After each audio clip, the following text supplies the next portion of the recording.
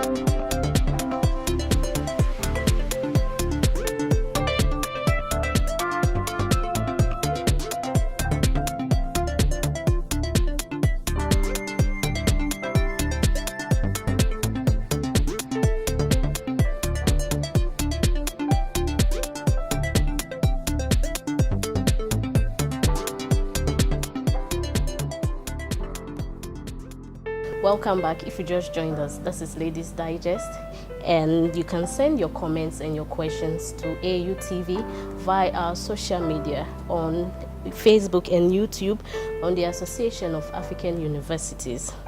Let's get to meet our guest, Dr. Udele Tagoe. She is a US-trained general gynecologist and minimally invasive gynecologic surgeon at Lucca Health Medical Centre in East Legon. Welcome, Doc. Thank you for having me. How are you? I'm doing great. I must say we are really grateful for accepting our proposal to be our guest, and more also to be our regular guest and more like our resource person. We really appreciate it. Sounds good. Thank you. Today we'll be looking at women's wellness. What it takes. What does it take to be well, and what does it take to be unwell as a lady?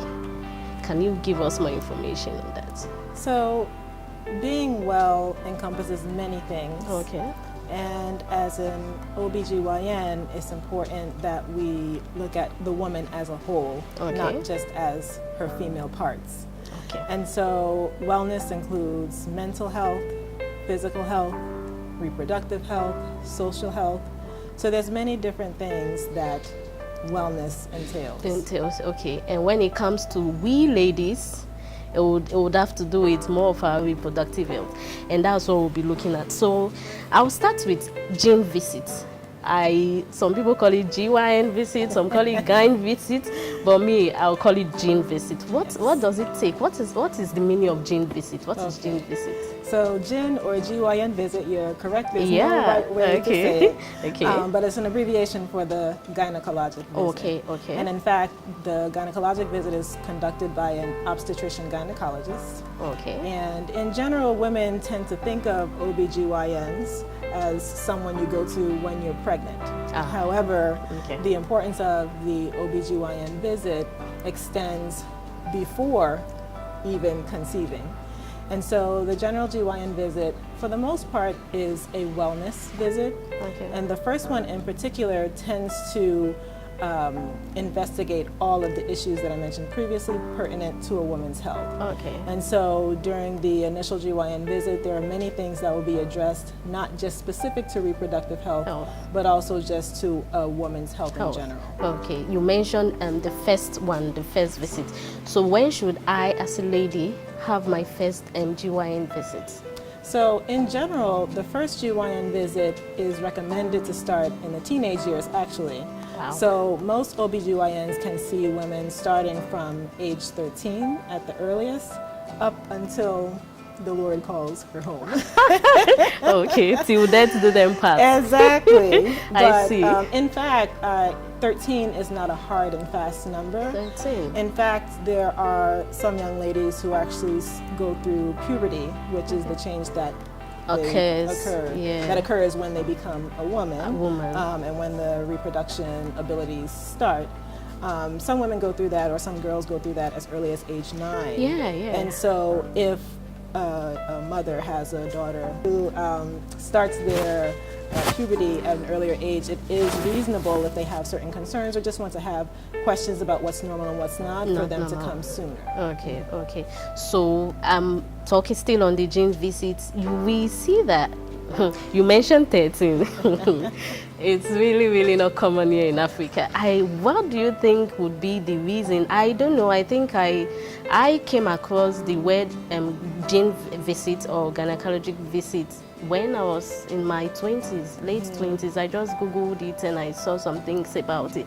What would you say is the main reason why it's not prevalent here in Africa as compared to outside the Western world? That's actually an excellent question. It's one that I'm actually interested in finding the reasons for myself, being that all of my education and professional experience has been in the U.S. And so I've been here just from this year. And I know just from family members and talking to various women that it is true that most women tend not to have their GYN visit or even know about having a routine GYN visit until the later years, in the 20s, 30s, etc. So I think that some of the reasons may be just an education thing, for one. So in some schools in the U.S., there is, health topics that are discussed, or there are health topics that are discussed as part of the curriculum.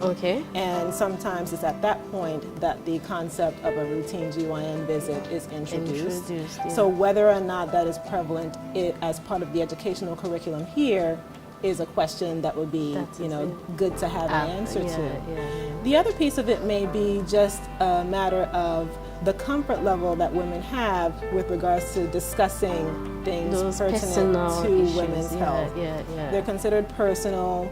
Some women, especially young girls, which I think is fairly normal, may feel nervous to talk about it or embarrassed to talk about it.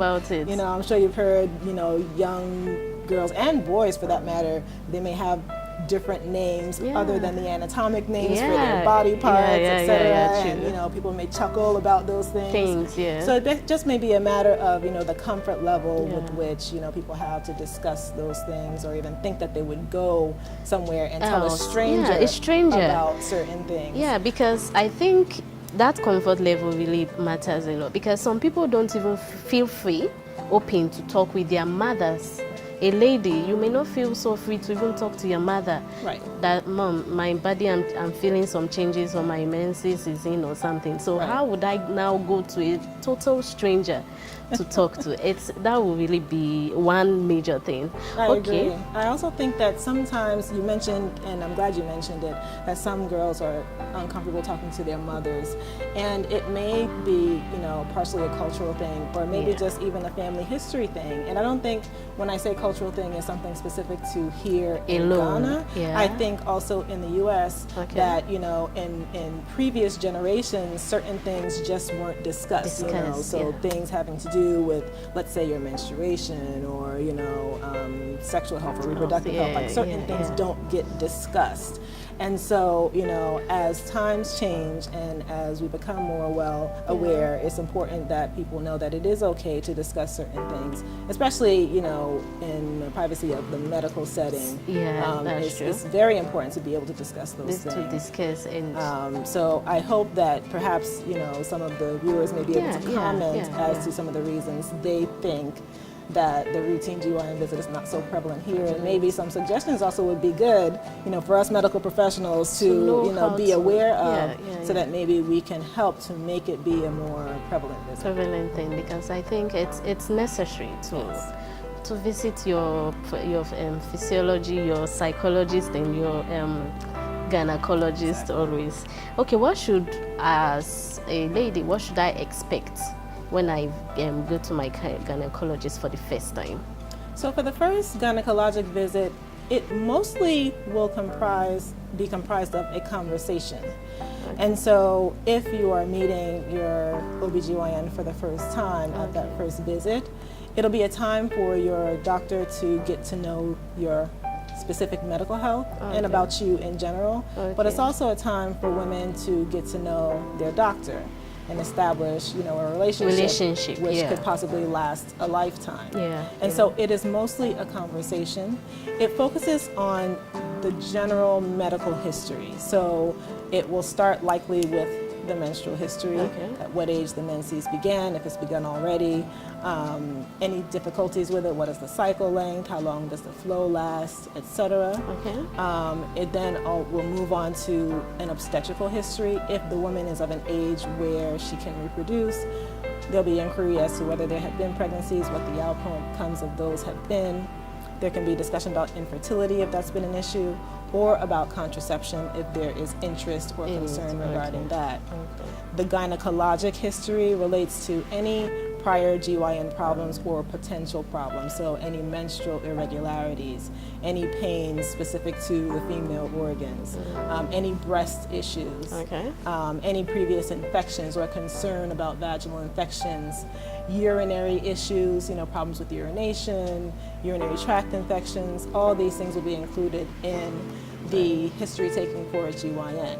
But then we also discuss general medical history. So if there has been a history of asthma, or a history of migraines, or thyroid disorder, high blood pressure, diabetes, all these general medical things which most people think have nothing to do with the GYN visit are important things that we do ask, because sometimes non-GYN medical issues can be related to or have an impact on specific GYN issues.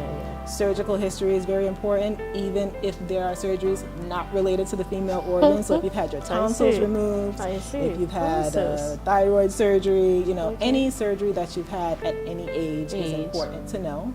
And that is because you have anesthesia when you get surgery done. If you had any reaction to the anesthesia, that's important to know. Especially if at any point you require GYN surgery, it would be good for us to know if there had been any issues with any prior surgeries before.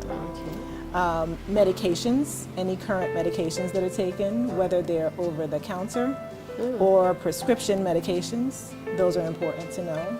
Any herbal remedies are also important to know. Yes. Some people do forget that herbals are medications. They really are. Yes, and they can have side effects and adverse effects if they're combined with certain other medications. So that's why the medication history is important. And then allergies. If there's any environmental allergies, so dust, pollen, medication allergies. Medication allergies in particular.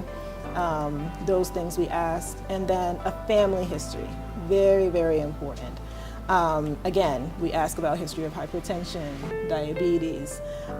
There are certain gynecologic problems which can run in families. So specifically things like uterine fibroids, endometriosis, any of these conditions that we mentioned that people may not understand why. We'll expound on those in detail in later episodes. But fibroids, endometriosis, certain menstrual problems can run in families. And so knowing the family history can clue us in on certain things that we should keep an eye out for or test for. And then finally we go through a social history just to know who the woman or the young lady is. Marital status, what grade level they are in school, what their interests are, the occupation. We also ask about certain things like, any smoking habits, alcohol intake, all of this. It's just important to get a complete picture of the woman and anything that could have an impact on her health. So those extracurricular sports activities. Workout history, exercise history, all of those are important for us. So during the visits, what examinations or tests are usually taken? So for the first visit, especially if the woman or a young lady is very young, so let's say 13 or in the teenage years, and particularly if they have not been sexually active before, many times a specific GYN exam, meaning a pelvic exam, is not really necessary. So it usually tends to be just a general exam that you would get the same way if you go to your family doctor. So we would just look at you in general, make note of your physical appearance. Do you look like you're in distress? Do you look like you're in good health? We have a look at the eyes. It's not a detailed eye exam that your family doctor would do, where they shine a light into your eye and those alphabets and all. Exactly. We don't do all those, but we do make note of, let's say, if there's any abnormality with the eye muscles, or if there's any issue in terms of the mouth, the throat, any masses in the neck, any swollen glands, in the neck or in the face as well. We also do a breast exam, obviously, to check, number one, about breast development, but also check to make sure that there's no masses, no pain, no discharge from the nipple, and most importantly, to teach young girls and women about what normal breast health is. Teach them to check on their own as well, because most of the time with breast issues, it's usually the individual, the young woman herself, who brings it to her doctor's attention. So it's important that we educate with regard to that. A general abdominal exam, just looking at the abdomen, making sure there's no masses, making sure that the bowel sounds, the intestines, make sure they're functioning normally just by what they sound like, or any pain. And then just a general musculoskeletal and neurologic exam, make sure reflexes are normal, make sure there's no abnormality with walking, like if someone has a limp or if there's any particular joint pain or anything like that. Those are the general things that we'll look at. The most we will likely do from a specific gynecologic standpoint for a young woman is look at the outer vaginal area, which is called the vulva. And it's just to make sure that everything is developing normally, and also to make sure that the young lady or woman herself knows what is normal for the external genital area. Okay, you mentioned the eyes, you have to know. So does it mean as a gynecologist you must know everything about medical or medicine? An optician, must you know some little topics about optometry or about bones and those things? Absolutely. Wow. In particular, and not so much the eyes, I will not, presume to know a lot about the eyes. However, if I notice something that is clearly out of the ordinary, and let's say the woman hasn't sought care for that before, then I would recommend her to the appropriate physician. Or I just mentioned that, have you noticed X, Y, and Z? Then maybe you should get this evaluated. Heart and lung exam, I don't know if I mentioned that previously. There are some women who their OBGYN may be the only doctor that they see. For various reasons. Of course, we always recommend that you get a routine health check from the family doctor. However, if the OBGYN is the only doctor that they see, it's important for me to know, okay, what a heart murmur sounds like. So when I listen to a woman's heart, if I hear that, it could be nothing or it could be a serious problem, depending on the age of the woman and the character of the murmur. A heart murmur is when, everyone knows the heartbeat as, boom, boom, the two sounds typically. But sometimes there can be additional sounds in there, and that could be a sign of something there. And again, it could be something harmless and benign, or it could be something that could pose a serious problem later on. So I need to know about that. When I listen to the lungs, same thing. It should sound clear, but if I hear anything different, again, depending on the age of the woman and any other medical issues she may or may not have, I need to be aware of that so that way I can refer her to the appropriate doctor to investigate it further. So yes, when OBGYNs go through training, we go through every single specialty. So we go through, pulmonology, we go through general internal medicine, we go through general surgery, we go through psychiatry, we go through all these things because we need to be aware, especially if it's the case that we are the only physician that a woman is seeing, which can be the case many times. Wow, the only physician for everything, but not just for the reproductive aspect. Exactly, and it's not that it should be that way, but sometimes it is that way. As women, it's you can be busy, with life, with children, with school, and it is ideal that you have your general medical exam that physician, and then other necessary physicians as well. Yeah. However, like I said, many women see the OBGYN when they're pregnant, and then that tends to be the only doctor that they see thereafter. Wow. And so because we are aware of that, we do make sure that we have that knowledge of in other body systems as well. I see. Yes. You mentioned routine check. How often should a GYN visit be done? So for the routine GYN visit or the wellness visit, if there's no problems whatsoever, once a year is sufficient. Oh, okay. Yes. Just once a year. Just once a year is sufficient. It's not really one stressful thing. I thought it would be like maybe once in 3 months or twice a year or something. No, so if everything is completely fine, then once a year is sufficient. It's only in instances where there are certain conditions that are identified that need further evaluation or need to be monitored over a certain period of time. In those instances, your physician may tell you, okay, come back in 3 months or come back at for this some interval. checkup or something. Exactly. But for the wellness visit, it's mainly just about prevention. And I think that's part of the reason why it may get overlooked, because a busy young lady or a busy woman may say, why should I go and pay money and when there's nothing wrong, what are they going to tell me? But it's important because there are some conditions that have no symptoms at all, which could pose serious problems later on. Long term. For example, cervical cancer is a preventable disease. It takes many, many, many years to develop. Typically, the cervical cancer develops from precancerous cells, and again, this is just a brief overview, but we'll go into detail about this type of thing in a subsequent episode. But there can be very, very early changes that an OBGYN can identify as part of the routine wellness visit, which, if caught and monitored early, can be completely eradicated or at least monitored to ensure that they resolve on their own so that cervical cancer can be prevented later on. And I just give that example to show that there are certain conditions that have no symptoms in the beginning. You won't have pain, you won't have irregular bleeding, you won't have an unusual discharge, you will not know that anything is wrong whatsoever. You're living a normal life. Exactly, unless you have the routine visit. So the emphasis for the routine visit is prevention. And so as long as you do that, then you could potentially avoid some problems in the future. Wow.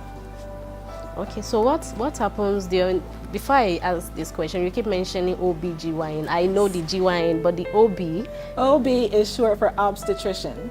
So the obstetrician arm of OB/GYN is the one who deals with pregnancy and delivery. So that's when everyone says, deliver babies. So typically when I mention that I'm a gynecologist to people, they usually say, oh, well, I'm not pregnant, so I don't need to come. Oh, I see. But in training, the obstetrician and gynecologic portions are very much related and tied together. And so an OB is an obstetrician. GYN stands for gynecologist. And there are many physicians who do both. I actually don't deliver babies anymore. Anymore. I see. But when maybe you are caught in an emergency situation. Oh, absolutely. I mean, the knowledge base is there. And if there's an emergency, absolutely, you do what you need to do. It will never be the case that any gynecologist who doesn't practice OB anymore, if they're in a situation where they need to help a pregnant woman, will say, oh, I don't do obstetrics. It doesn't work that way. That is true. But as a routine, I primarily focus on the gynecologic side. Oh, I see. So what happens during an external genital exam? You mentioned So with the external genital exam, it's basically a visualization and inspection of the outer vagina. And so the outer vagina is called the vulva. It's made up of the labia majora and the minora, and then the opening of the vagina, as well as the opening for the urethra where the urine comes out. And so we look at those areas, and also the anus where the bowel movement comes out.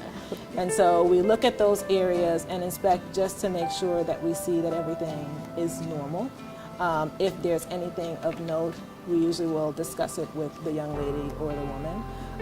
Or if the women themselves have concerns, we ask questions, just so that Okay. they're aware. But the biggest point of it is, number one, just identifying the anatomy, seeing if there's any abnormalities or not, and also making sure that the woman herself is aware of the anatomy as well.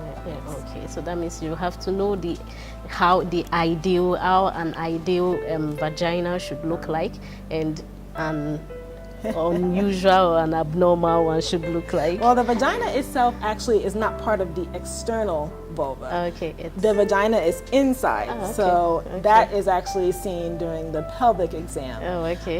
But the outer vagina you can only see just by looking on the outside of the vagina. You won't see just by looking on the outside. But you mentioned one thing, the ideal. There's no ideal. Okay, I see. Okay, no ideal. There's no ideal vulva. There's no ideal vagina. The reason I say that is because sometimes, especially young girls and young women, especially in these modern times, they get to see, or they're exposed to, what is in social media or just in media in general in terms of what ideal is. And sometimes they may feel that, if I don't look like this, there's something wrong with me. And that's one of the biggest things that could lead to some behaviors which may not be so healthy, or some desires to be something that they're not. The female vulva can have many different appearances, and just because the appearances are different doesn't mean that there's something wrong with them or something abnormal. So one of the things, like I said, is key is education, so that girls and women know what normal versus abnormal is. Abnormal is usually something that's causing you a problem. So if there's anything on the external vagina that either is there that shouldn't be there, or if, let's say the labia, for example, there's different sizes, there's different shapes. If because of the size, the woman is having pain or discomfort when she's wearing certain clothing, or she's not able to wear certain clothing, that's one thing. But if she's saying, well, mine are not the same shape or size as the next girl or the next woman's, then that may not be a healthy way to look at it. That's true. Okay, what you mentioned pelvic exam. What does it entail in the pap smear to pap test? Okay, so the pelvic exam actually includes looking at the external vulva, but then it goes further to actually look inside the vagina, which is the canal that leads to the cervix, which is the opening to the womb or the uterus. So there is an instrument called a speculum, which can be plastic or metal, and it's inserted into the woman's vagina to be able to see the vaginal walls and the cervix. The womb, the uterus cannot be seen during the speculum exam.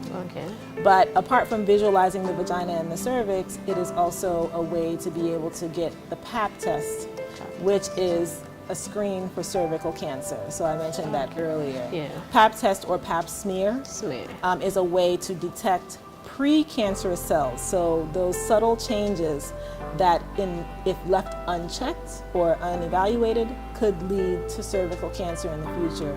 The pap test checks for those cells.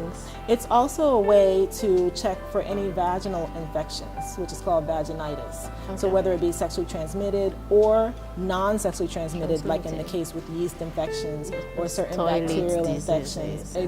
Those can be evaluated during the vaginal or the pelvic exam. The final part of the pelvic exam is to actually feel the internal organs. So usually we wear gloves, obviously, and we can insert either 1 or 2 fingers into the vagina and actually feel the cervix, the uterus, the ovaries.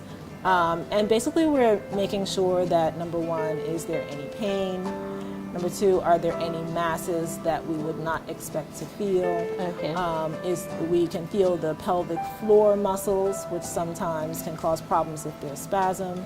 And also just the bony structure, the bony skeleton of the pelvis as well is important to know, because sometimes it has implications for childbirth, etc. So those will be the things we check with the bimanual exam. But I do want to stress again that typically for young ladies and women, who are not sexually active, that portion is not included, especially not in the first visit.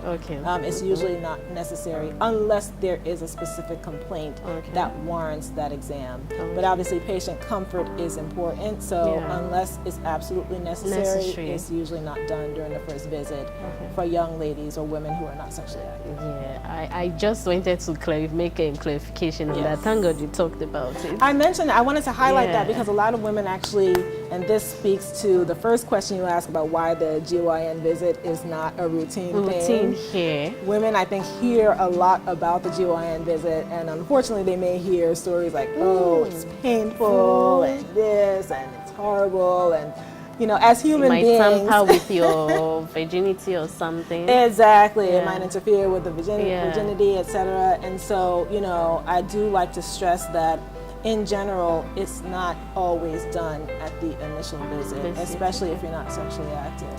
I mentioned earlier as well that the initial visit usually occurs between, or is recommended to occur between ages 13 and 15. However, it's not mandatory. But at the very latest, I would say by age 21, a woman should see their GYN doctor. But even then, if I have a woman who's 21, this is the first time I'm meeting her, and she's not sexually active, I still won't necessarily do the pelvic exam, the bimanual, or the pap smear, because at that point it's usually not necessary. So we wait until a more appropriate time to do it. Okay, so pap smear doesn't have to do with getting to know if you have a disease or anything, because she might not be sexually active, but she's got some toilet diseases or something. So the pap smear, like I said, in particular is for the detection of precancerous cells that lead to cervical cancer. With the pap test, it is possible to check for certain infections. However, the main purpose of the pap test is a screen for cervical cancer.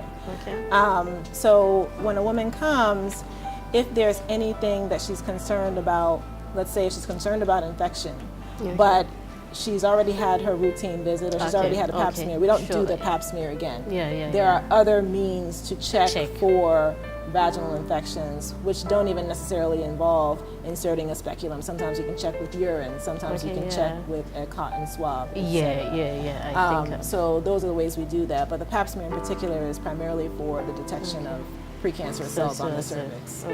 So what are vaccinations? So vaccinations are just injections that help to protect against certain diseases. There are many different vaccinations that we get from infancy up through adulthood. Common ones that people probably know about are tetanus, the flu vaccine, things like that. There's one specific to OBGYN or women's health, which is the HPV vaccine. And HPV stands for human papillomavirus. And without getting in too much detail, because we'll cover again in a later episode, human papillomavirus, it's a class of viruses of which there are low-risk types and high-risk types. Low-risk types of HPV, as it relates to GYN health, can cause genital warts, so growths on the vaginal area. And then the high-risk HPV types are the types that are specific to cervical cancer. So we know that high-risk HPV is the cause of cervical cancer. And HPV can also be checked in certain age groups, in certain women of certain age. The HPV can be checked with the pap test. And it helps to further assess a woman's risk of developing precancerous cells on the cervix. So there's an HPV vaccine which is available. I know it's widely available in the US. I do know that it has been provided here in Ghana as well in certain pilot studies. In terms of its universal availability, that I'm not quite sure about. But I think it also may vary on the particular facility that your doctor is affiliated with. So it is important to be aware that there's a vaccine available, because it helps with regard to prevention of cervical cancer. And so that's one of the vaccines in particular that you may hear about at a GYN visit. When we return, we'll look at special issues that can be discussed during GYN visits. Viewers, in case you just joined us, this is Ladies Digest. We'll go on a short break, and when we return, we'll continue. Anyone can get an education, but not everyone gets quality education. It's never too late to acquire it. The University of Lusaka, a modern private university located off Alikinkata Road in Lusaka, Zambia, offers undergraduate, master's and PhD degree programs in the School of Business and Management, Law, Economics, Banking and Financial Services, Public Administration, Governance and International Relations, Education, Engineering and the Built Environment, and Health Sciences. Our curriculum is practical and designed to meet the changing needs of employers, business and society. Because at Unilas, we make students think outside the book. Our driving force is a passion for quality education. We build graduates fit for purpose. Enroll now for January or June intakes. For more information, log on to www.unilas.ac.zm. Welcome back. In case you just joined us, this is still LADYZ Digest and we are talking about women's wellness. You can join us, you can drop your comments and your questions on our Facebook and our YouTube pages at Association of African Universities. Please do stay tuned. Welcome back, Doc. Thank you. Before we were talking about the some cancerous disease and all. So what special concerns can be discussed with my OBGYN? So I think that any health concern that you have can and should be discussed with your OBGYN. Like I said, we do have knowledge in various specialties, all the body systems. And so especially in the case where maybe the OBGYN is the only doctor you may see for a certain period, if you have any concern at the time of that visit, you really should bring it up. Many times it is the case that your OBGYN can address it and that's it. Or if necessary, your OBGYN is the perfect person to be able to refer you to the necessary specialist if need be. But specific to GYN, there's many issues that can and should be brought up. Menstrual irregularities, any issues with pelvic pain, urinary health, sexual health, questions about infection prevention, questions about birth control and contraception, questions specific to women of certain age groups. So a woman in her 20s may have different concerns regarding her GYN health than a woman who is in her 50s, 60s, or 70s. Exactly, and it's good you mentioned menopause. You know, some of the GYN issues that may arise during menopause can be embarrassing for the woman to discuss, and she may think that she may not be able to discuss it with anyone, but the GYN is absolutely the one that she can discuss those things with. So again, any health concern should be brought up. If it's bothering you, you should discuss it. At least that's my approach. But all of the things related to breast health, pelvic health, menstruation, infertility, all those things should be brought up at the visit. I see. So what can I do to stay healthy? So the recommendations from an OBGYN will be the same as the recommendations from your general medical doctor. So a healthy diet is very important. Limiting a lot of sweets, limiting a lot of fatty foods, increasing vegetables and fruits in the diet. It helps to prevent a lot of health issues like blood pressure, diabetes, etc. But also it can help to prevent any issues with your menstrual health as well. And a lot of times people don't realize that there can be a link with some general medical problems and what your diet is like and what's happening with you reproductively or menstrually. Also, I think that exercise, regular exercise is important. We always hear that. It can be cardiovascular exercise to help with your endurance, or running or dancing or anything, that's fine. And also resistance training, so some weights. And I don't mean weightlifting like Arnold Schwarzenegger. No. But some level of physical activity, even if it's walking regularly, that is also important for your overall health. Things like sexual health in terms of preventing infection, so condom use is important.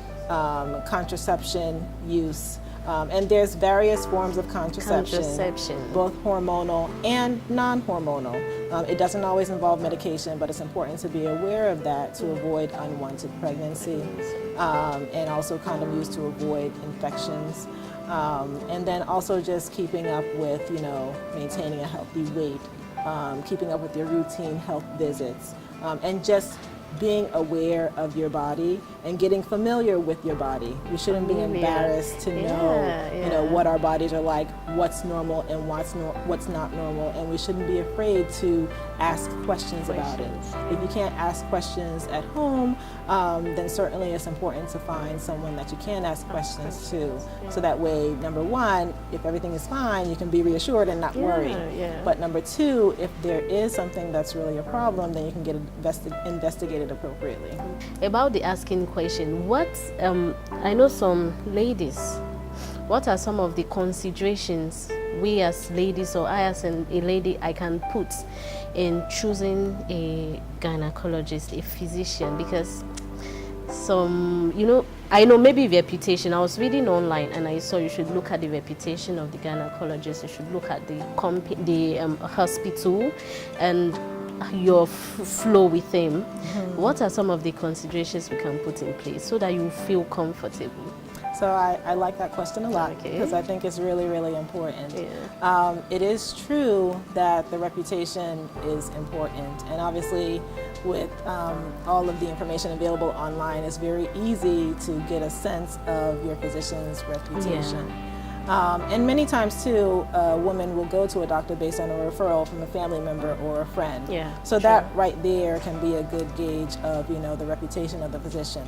But that should not be the only consideration. Obviously, first and foremost, having a physician who is licensed and credentialed by the appropriate governing bodies helps to ensure that you are seeing someone legitimate, who has gone through the necessary testing and the necessary credentialing to recommend what is safe and sound. But also, it's equally important to make sure that you are comfortable with the doctor that you're seeing. So, like I said, the relationship with your OBGYN can be one that is lifelong. So it is imperative that you have a good rapport and a good relationship, basically, with your physician. You should feel comfortable asking the questions. You should feel safe. You should feel that there's a non-judgmental environment. You should feel that there is adequate privacy, not just in terms of, okay, you're in an enclosed space where you're getting, your exam done, but also in terms of the information that you divulge to your doctor. The patient-doctor confidentiality is going to be maintained. Without that, it can be very difficult to go and feel comfortable talking about these intimate, private issues. And if you feel that you don't have that good rapport with your physician, then how can you let them know some of this personal information, which could be very critical for them, making sure that they are providing you the care that you need? And so I would say, yes, the reputation is important. Yes, their credentials are important. But equally important, if not more important, is how you feel when you go and talk with that doctor. And if you don't feel the comfort level that's appropriate for you, because it's up to the woman herself to decide what's okay. Not the physician. It's not up to me to decide, well, I think I'm a good doctor, so you should come see me. No. If we don't have a good interaction for whatever reason, then it is your full right and actually duty to go and find someone that you do feel comfortable with. Because many times what you divulge to the physician can really make a big difference in the quality and the type of care that they can provide to you. So when should a lady feel unsafe, or like, I don't feel I'm comfortable with this doctor? When? Well, it's really individual. Sometimes, and I think we've all experienced it, you can't necessarily put your finger on something, but you just don't feel at ease. You don't just feel, So usually that's your gut telling you that something's off. It may not be anything wrong with the physician, but if the connection's not there, it's just not there. You can choose to give it another chance, or you can choose to find somebody else. Either way, it's fine. However, if you find that the doctor is not listening to you, don't feel listened to, you feel that your concerns are unheard, you feel that your questions are not answered or unaddressed in any way, that the doctor is dismissive in any way, then those are big red flags. In terms of, either trying to remedy the problem if you can, or find someone else. Because, again, as we aim to educate and increase women's awareness about their bodies, the woman will be the expert on her body.